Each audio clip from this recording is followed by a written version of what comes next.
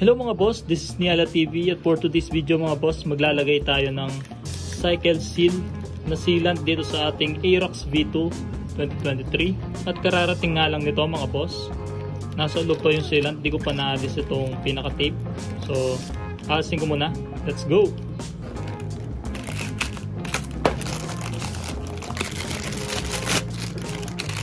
So ito yung syringe niya mga boss, tsaka yung hose.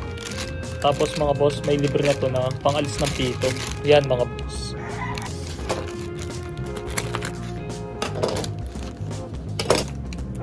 Ito naman yung sealant mga boss, or tinatawag na cycle seal. Mas epektibo daw to mga boss kaysa dun sa isang tire sealant, at hindi ito nagbabakbak ng pintura ng rim or mag sa loob.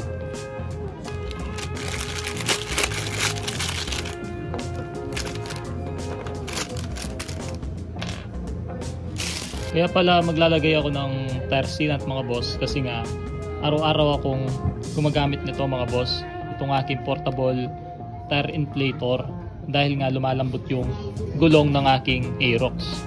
So ngayon mga boss, papakita ko sa inyo kung ilan na lang yung PSI ng hangin ng aking gulong.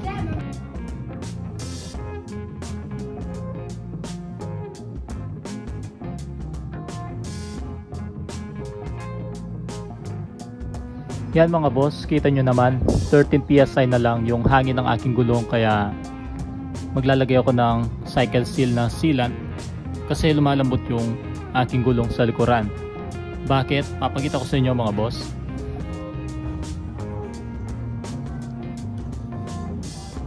So ayan mga boss, yung dahilan kung bakit lumalambot yung gulong ko sa likuran. Ngayon ko pa lang siya alisin dahil ngayon lang ako nagkaroon ng sealant.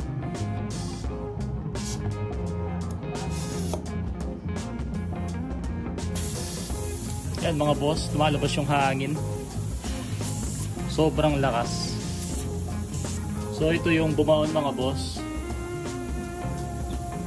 Sumama yung goma ng ating gulong.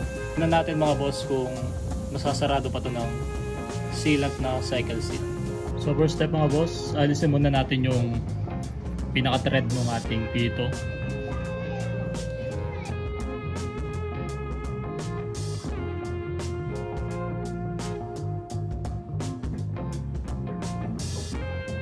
Yan mga boss, natanggal na. So yung hose mga boss, ipasok lang natin dito sa pito. Yan. Tapos mga boss, sunod natin itong syringe. May takip to mga boss, alisin nyo na lang. Alisin muna natin yung dulo. Ito. Yung tutulak sa cycle seal. Tapos mga boss, buksan natin itong cycle seal at ibuhos natin dito mga boss.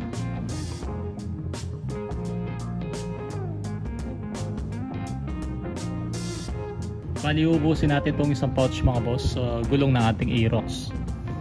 Next step mga boss, gagamitin natin ito para itulak yung cycle seal sa loob ng ating gulong.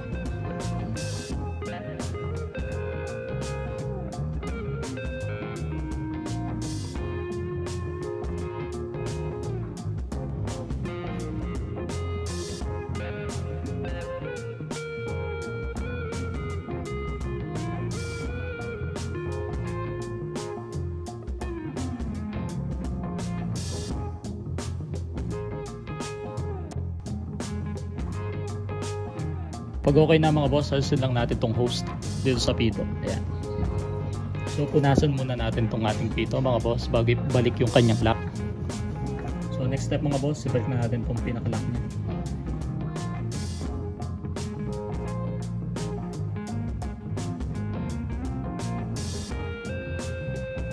Kapag na-lock na natin yung pito mga boss, ikutin lang natin yung ating gulong para ma-seal na yung butas.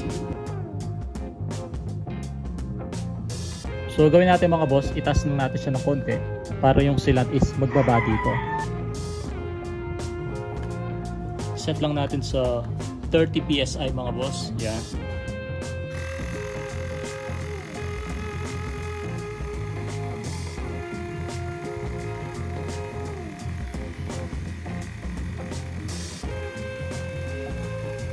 Yan mga boss, pagkatapos hanginan, lumabas yung sealant banda dito mga boss, dun sa butas kanina.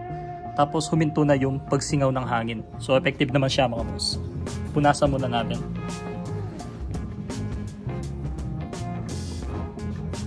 So ayan mga boss, sinasara niya na yung pinakabutas mga boss. Wala na akong naririnig na sumisingaw doon sa pinanggalingan na butas. So road test ko muna mga boss, tapos babaltaan ko kayo kung effective ba talaga.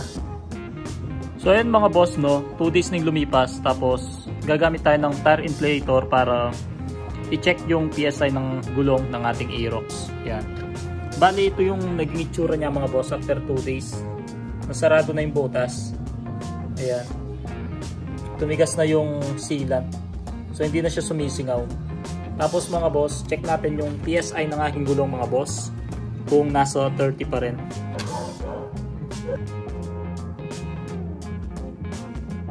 So ayun mga boss, kita nyo naman, nasa 29 PSI pa yung ating gulong. So ibig sabihin mga boss, 1 PSI lang nabawas. So all goods na siya mga boss, hindi na siya sumingaw ng malala. So nakasil na talaga yung butas sa ating gulong. So yun lang mga boss, thanks for watching. This is Niala TV. At mag-comment kung may katanungan. Please subscribe, like and share this video. Bye!